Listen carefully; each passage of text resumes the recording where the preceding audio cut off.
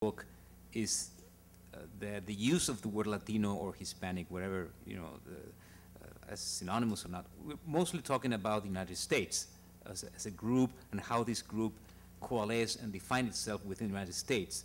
But one point that I want to make also in these selections is that beyond the United States, there is also a sense of being Hispanic or Hispanic American, although even in places like Spain or in Latin America in general, over the last 2 decades or so, the term Latino has become to overcome the traditional term Hispanic American. When I was growing up, when I was a child in school, people say Hispanic American literature referring to literature of Spanish language peoples, right?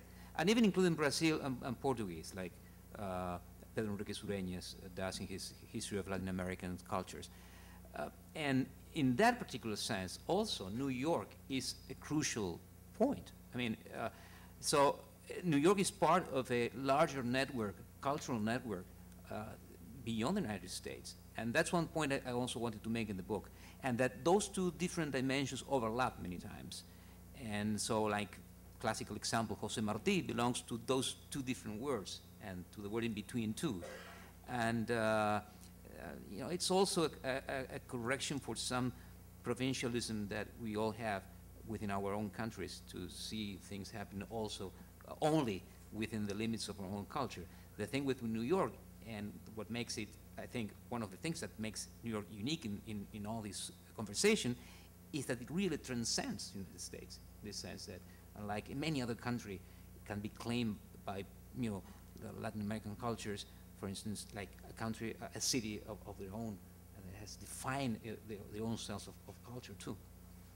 Claudio, you're the editor, and so you're the best person to ask. There is a lot of writing about race, about conceptions of race, yeah, how they differ in the United States from what they are in Latin America. Right. Why was that important to put in this work? Well, we have in the audience Clara Rodriguez. I also invite her to pick up the mic if she wants, but I thought that was a very important point to include into this collection, because the notion of race in Latin America and the United States is, there are obviously different categorizations and different classificatory systems. It's a different history of race and racialization. And one of the things that Clara and other essays, of course, highlight is that when, especially people of African Caribbean descent or Afro-Latin American descent, we have now people from Peru that might have, Afro origins. So there's a whole range of varieties now in play. When they came to the U.S., they bring with themselves a notion of race and a social classification of themselves, and how they regard themselves and how they are regarded by the others, that is challenged and changed. It's a shock. So the cultural shock is not just the usual cultural shock of just getting to a different country, a different language. It also includes and involves a crack in the sense of who am I racially? And this is reflected, as Francis mentioned just a minute ago, in the definitions. Many people would be surprised to see how, that the most important answer to the census was the race for Latinos is white. And that's, that just speaks of the complexity of the self-perception and all these crack. So that's why I thought it was very important for us to start understanding how these two different sets of conceptions of race and racial classifications clash into each other when immigrants came to this country. Yes, sir. Hi, good evening. First of all, thank you for putting this whole panel together, and obviously this book is a great, book, only because it's beginning to put together all these pieces that have been missing for a long time. Okay, having said that, I wanted to ask a couple of questions. And one has to do with the fact that, well, I don't see much of this research going around right now, and probably because it's just too new. But I work with a lot of social media, on a daily basis, and I see how that affects, Latinos here in terms of how they seize identity, because they actually, exchange ideas from people back in their country, within here.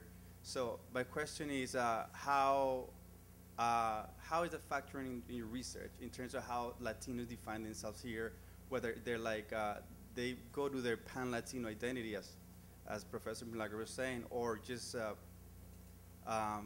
they continue to define as from the country of origin? That's one question. The second question is something more global. I'm South American, by the way of Colombia, and today I was reading this article in The Economist regarding, they're having a special on Latinos and, and the Western Hemisphere, coming around together. And so the article was called Nobody's Backyard. Obviously, they were referring to Latin America and not being the backyard anymore of the United States. The question that I have is, how do you see the influence of this whole, Latin American continent, just to put it, mildly, coming together and influencing the United States and the populations here in terms of like identity and also, well, getting some respect in terms of like who we are as a people. So those are the couple of questions I just want to leave there. If I can say something here. In terms of identity, identity is a very complicated, complex. Talk to them. Oh. Brought the mic. Identity is a very difficult concept to actually define. There was an anthropologist that once said that identity is culture, and culture is like a shopping cart that you take to the supermarket and you put things inside and you take things out. So that differs from one person to the other, see? So let me give you one example. When I'm eating in my house, I'm Dominican. When I'm talking to my children, I'm Dominican. Then I go to a group, a community group, where there are many different people. We can call ourselves Latinos, whatever that means, When I'm coming inside the United States, if I'm a US citizen, I'm gonna pull out my US passport. So it's also that you have a portfolio of identity that you show in different circumstances. That might be an explanation.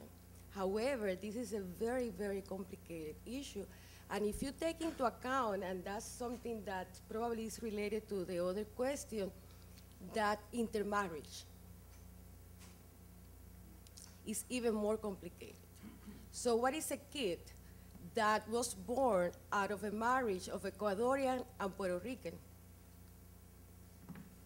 And then the daughter marries a Dominican. So it's very, very complicated, and I don't believe there is an answer to that. I just want to say on your social media question that two things. One, that there's obviously a global circuit of commodities that are branded Latino that circulate in various contexts. For instance, in Hollywood, the Mexican directors like Guillermo del Toro are considered Latino directors. And then also in the political realm, you have an increasing number of NGOs that are outside of Latin America, many from the United States, working with Latin American groups and vice versa on common issues. So you definitely have a different context, or at least a new intensity to the circulation of products and practices that are marked as Latino or Hispanic that transcend the US and circulate broadly. Now, those are, I wouldn't say that it's, the shopping cart would suggest that we kind of put that together at will. And I think that there's definitely context and parameters to the production of identities that are not unlimited and not at will. But, definitely I would say that it is a different context of intensity, of possibility of circulation of such products. Getting back to the issue of identity, Milagros referred to intermarriage, and I think that this is extremely important. We see in the universities students, young students who are dating, they're hanging out, they're going out to dances, Puerto Ricans, Dominicans, Ecuadorians, Colombians, et cetera, and then eventually some of them get married. And so some people have claimed that this then leads to identity as Hispanic or Latino.